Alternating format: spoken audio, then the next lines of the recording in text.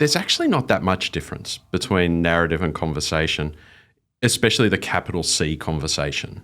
30 to 70%, depending on the research and depending on who you are, of our days is communicating. Right. Makes sense. And so, you think about how much from when we wake up to when we go to bed, it's a huge amount of our time is communicating in some form or another. Not all of it is capital C conversation. And capital C, you mean really just two people chatting, basically? Structured, thoughtful conversation. Okay.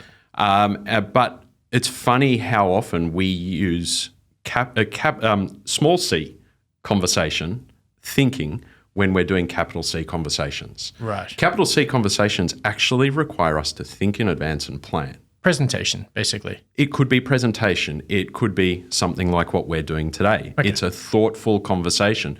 You and I have... Well, you're making some assumptions there about that I've put some thought into this, but sure. Yeah, I appreciate that. But we've both thought about what impact we want to have through this, which is actually one of the core questions that you need to ask yourself with a capital C conversation. What impact am I hoping to have from this conversation? What do I want to change? What do I want someone to do as a result of this?